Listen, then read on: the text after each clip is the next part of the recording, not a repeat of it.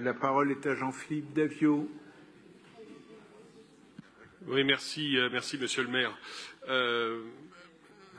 L'intervention de Raphaël Primet nous a replongé en quelque sorte dans un débat qui n'est pas si vieux que ça, puisque cette disposition, cette possibilité de déroger 12 dimanches par an est issue de la loi d'août de 2015, qui a abordé cette question de la dérogation du repos dominical. Alors, aujourd'hui, une partie des dérogations doivent être fixées par les maires des communes, et c'est donc ce qui nous est proposé aujourd'hui, donc de voter pour cette délibération qui est l'avis de la ville sur les demandes de dérogation qui ont été effectuées et qui, par les différentes branches d'activité, 30 branches ont été consultées, de même, quand même, je le dis, que les organisations syndicales qui défendent les intérêts des salariés de ces branches. Et c'est donc à la suite de ces consultations qui ont lieu au mois de juin et au mois de septembre 2023 que l'avis de la maire de Paris nous est proposé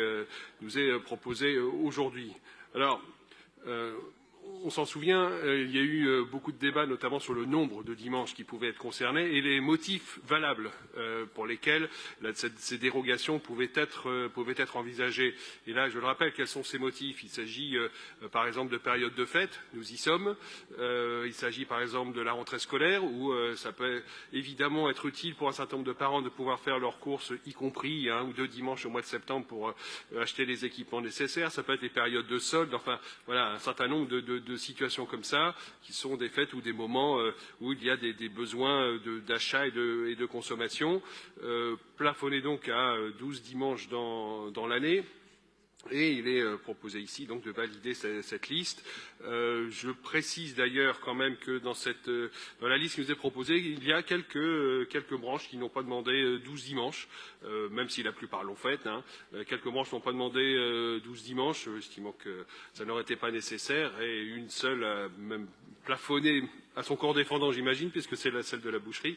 Ça demande à 3 dimanches, compte tenu d'un arrêté préfectoral qui l'empêche d'aller au-delà.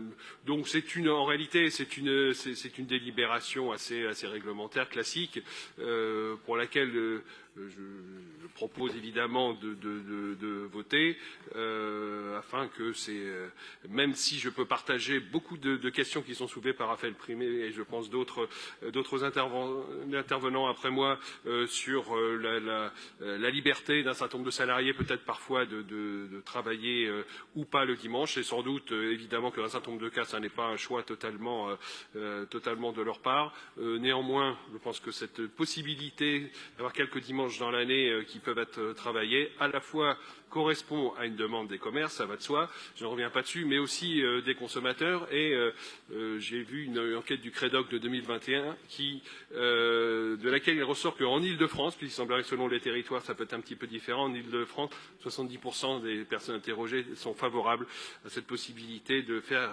des courses sur ces quelques dimanches dans l'année. Donc je vous propose donc, en tout cas pour notre groupe, nous voterons pour cette délibération. Merci beaucoup.